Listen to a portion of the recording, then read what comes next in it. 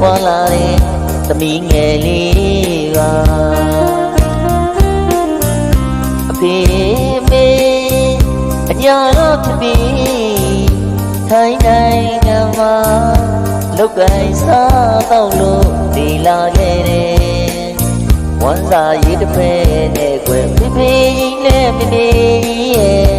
သမီးလေးကိုလူချစ်ခွင့်ပေးလာခဲ့တယ်သမီးကသတိတည်တဲ့ကဖေဖေကြီးနဲ့မေမေကြီးတို့ရဲ့အသက်အန္တရာယ်ကြောင့်မကြီးတွေဆရာဝန်ဆရာမများနဲ့ပြုစုဆောက်ရှောက်လာခဲ့တယ်စာရေးတော့ရေးဒီထိုင်မှလေစီရင်ရတယ်မိမိကြီးမှကွယ်သမီးတို့လို့ရဲ့တရေတွေလည်းပြည့်ပြရပါတယ်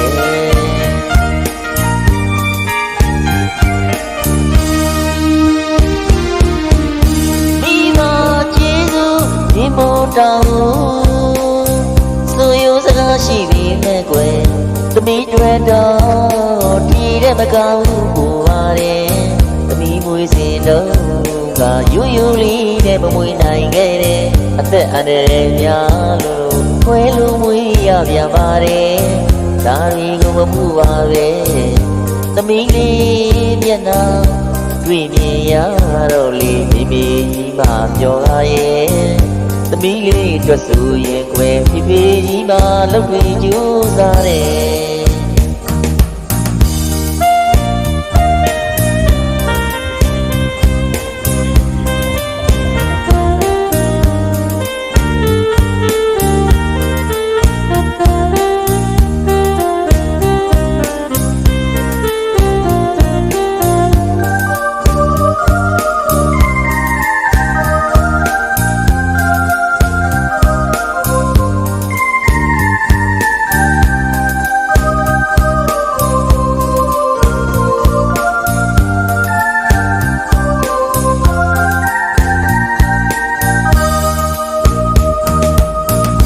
နိုင်ငံတောင်ပိုင်းခိုင်ရိုင်ကြီးမှမွေးပွားလာတဲ့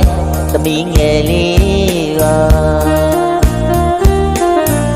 အဖေမေအညာတော့ဖြစ်ပြီး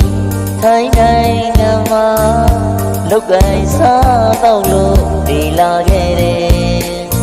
ဝမ်းစာရေးတစ်ဖက်နဲ့ကွယ်ဖေဖေကြီးနဲ့မေမေကြီးရဲ့သမီးလေးကိုလူချစ်ခွင့်ပေးလာခဲ့တယ်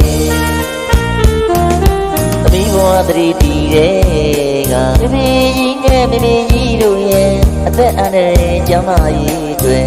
ဆရာဝန်ဆရာမများနဲ့ပြုစုဆောက်ရှောက်လာခဲ့တယ်စာရေးတော့ရေးဒီထိုင်မှလေစီရင်ရတယ်မိမိကြီးမှကွယ်သမီးတို့လို့ရဲ့အရေးတွေလည်းပြည့်ပြရပါတယ်